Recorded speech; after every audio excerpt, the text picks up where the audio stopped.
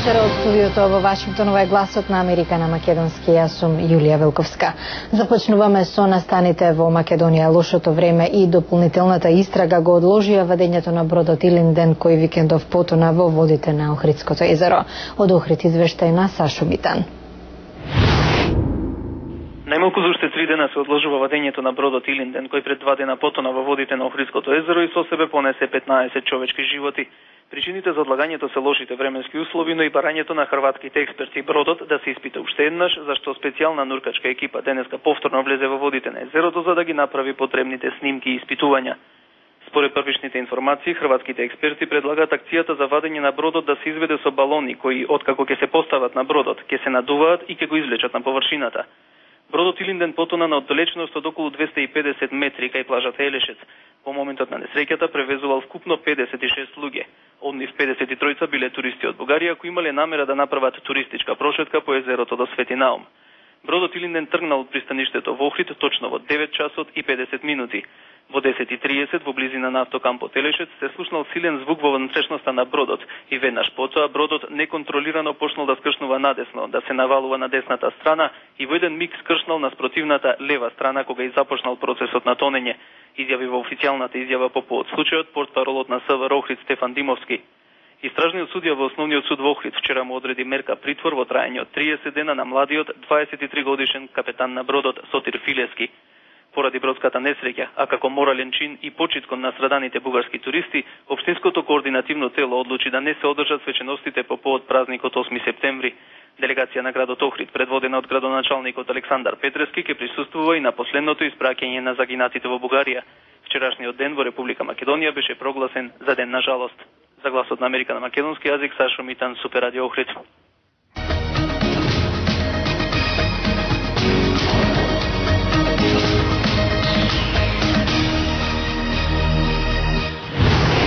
Весникот Нью Йорк Таймс во своето денешно издание цитира неименувани афганистански и западни представници кои велат дека симпатизерите на афганистанскиот председател Хамид Карзаи креирале околу 800 лажни гласачки пунктови, од кои произлегле стотици илјади лажни гласови. Целта на иницијативата била да му помогне на Карзаи да биде реизбран на функцијата. Во меѓувреме кампањата на Карзаи ги обвинува другите кандидати за манипулирање на гласовите. Афганистанската независна изборна комисија вели дека гласовите од речиси 500 гласачки пунктови широм земјата се поништени по наводите за измама. Иранскиот председател Махмуд Ахмадинеджад вели дека неговата земја нема да преговара со светските сили за своето право да развие нуклеарна технологија. На денешната пресконференција тој рече дека од иранска гледна точка нуклеарното прашање е затворено. Американците денеска го одбележуваат денот на трудот во чест на преку 155 милиони работници во оваа земја.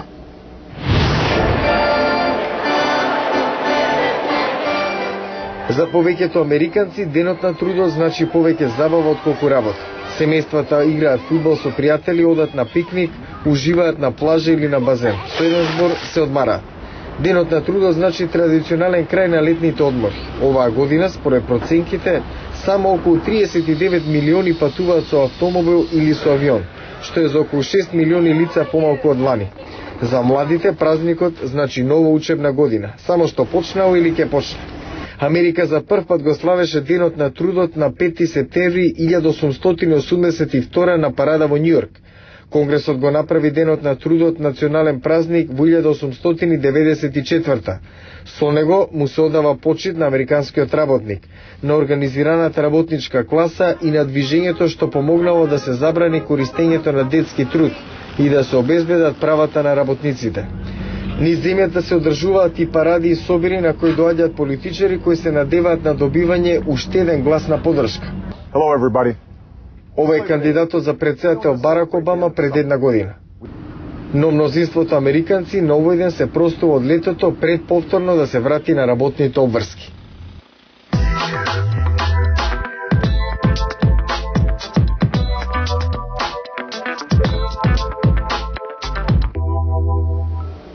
Смртта на сенаторот Едвард Кенеди го сврте вниманието за болеста од која почина, тумор на мозокот. Во продолжение прилог за комбинација на третмани кои евентуално би помогнале во справување со ова заболување. Малигните глиоми се најчест вид на рак на мозокот. Малку од пациентите преживуваат повеќе од година и пол по диагнозата. На Универзитетот Дюк, доктор Джон Самсон вели дека ваквата статистика делумно се должи на многуте различни видови клетки на мозочни тумори. Додека една клетка може да е приемчива за хемотерапија, а друга за радиација, може да има трета клетка која нема да реагира на ниедна од овие стандардни терапии, вели тој.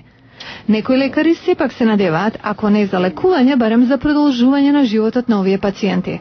Доктор Маркус Бредел од Универзитетот Нортвестерн идентификувал некои гени кои можат на одредени пациенти да им помогнат подолго да живеат и други гени во рамки на туморот кои се отпорни на третман и продолжуваат да растат.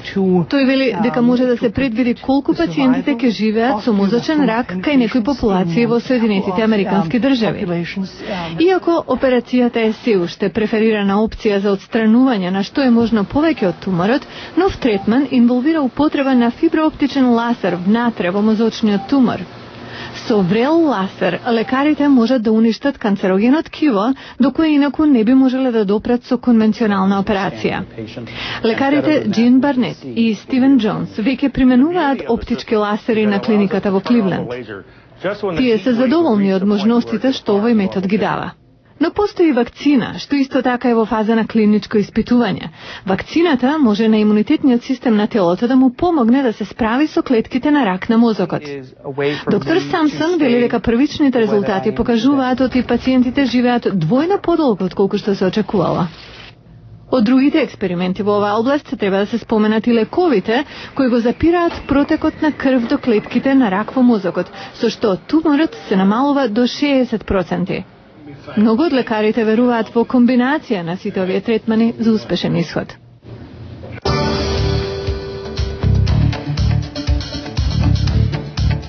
Утре во Ньюсфлеш, уличен хокеј пред Белата куќа.